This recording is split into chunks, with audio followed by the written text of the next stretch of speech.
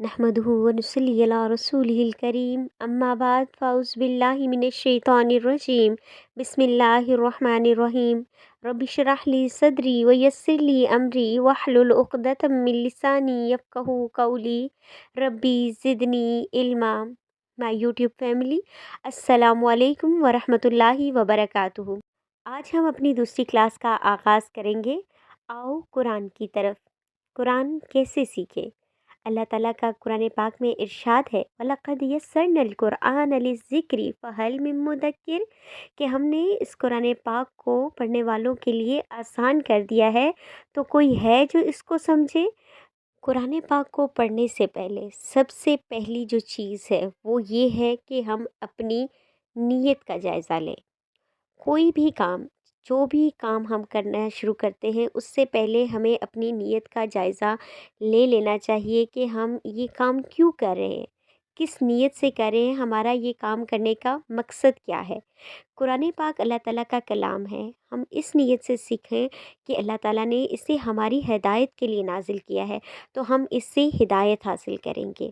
क्योंकि हमारे प्यारे नबी सल्लल्लाहु अलैहि वसल्लम ने फरमाया, इन्नमल आमालु बिन्नियात, सारे आमाल नीयत से हैं, यानी कि आमाल का दारो मदार नीयत पर है कि हम किस नीयत से काम कर रहे हैं, जो भी काम कर रहे हैं उसका हमारा करने का क्या मकसद है, क्या गर्ज़ है।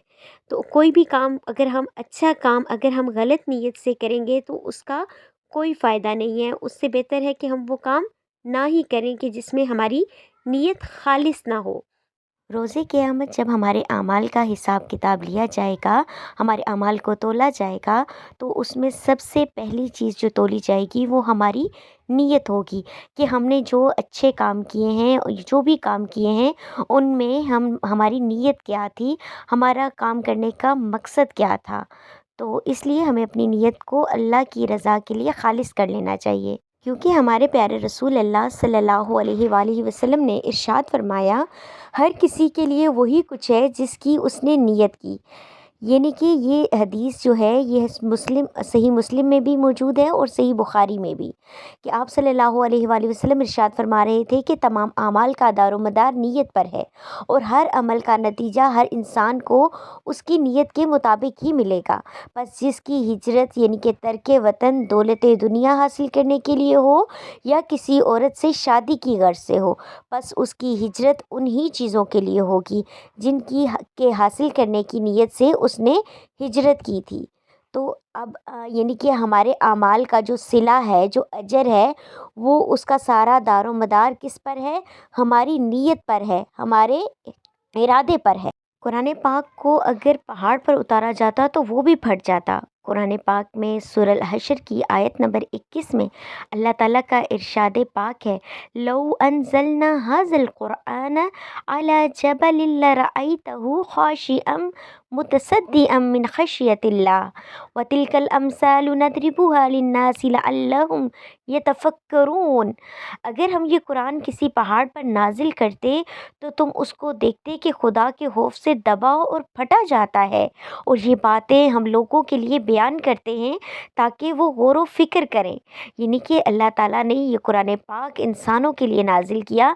अगर अल्लाह ताला इस कुरान पाक को, इस कलाम पाक को अगर किसी पहाड़ पर नाजिल करते तो वो भी अल्लाह के खौफ से फट जाता। लेकिन इंसान जिन पर अल्लाह ताला ने ये कुरान पाक नाजिल किया है, उनके दिलों पर असर क्यों नहीं करता, उनके दिल क्यों नहीं फटते अल्लाह के खौफ से, क्यों वो इन बातों पर गौर क्यों नहीं करते।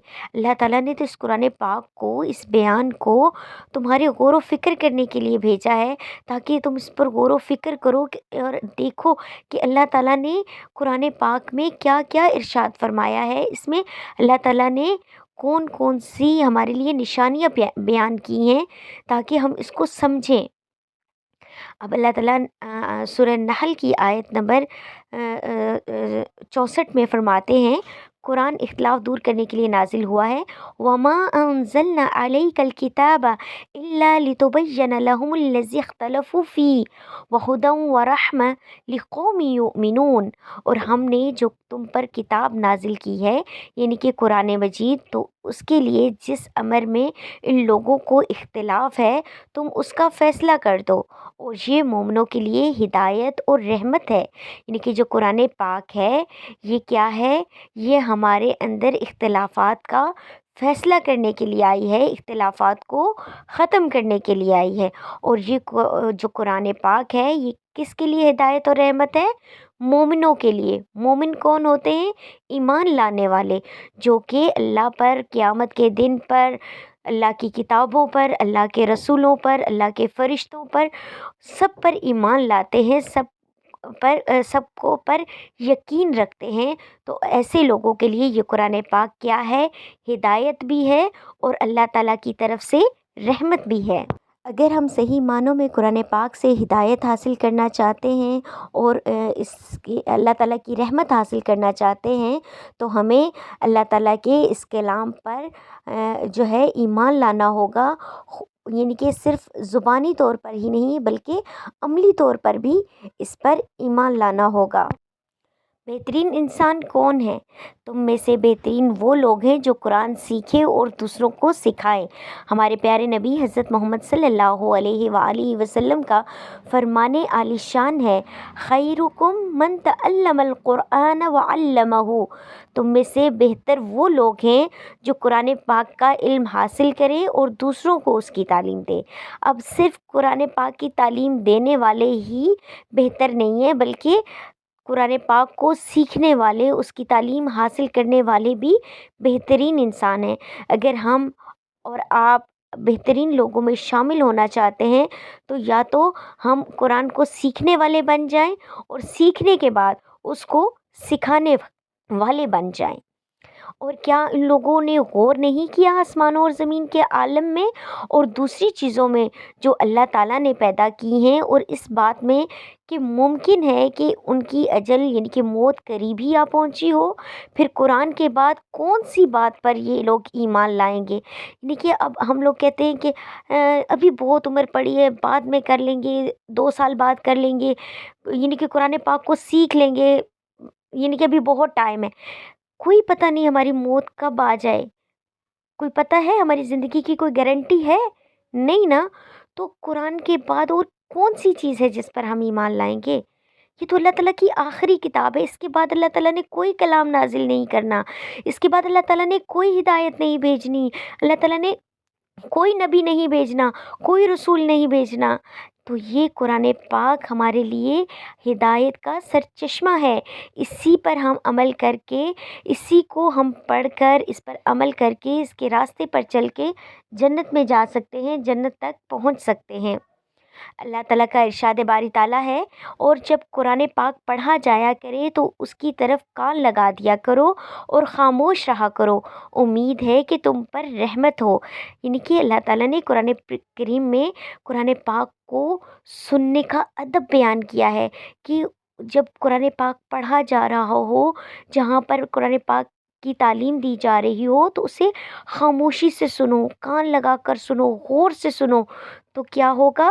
تم پر اللہ تعالیٰ کی رحمت نازل ہوگی۔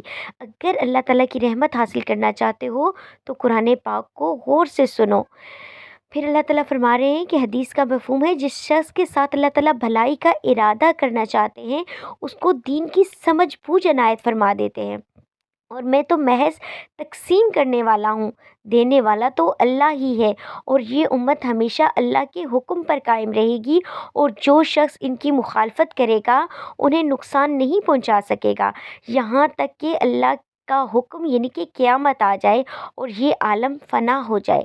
یعنی کہ اس حدیث میں آپ صلی اللہ علیہ وآلہ وسلم نے فرمایا ہے کہ اللہ تعالیٰ جس شخص کے ساتھ بھلائی کا، نیکی کا ارادہ کرنا چاہتے ہیں تو اسے دین کی سمجھ بوجھ عطا فرماتے ہیں۔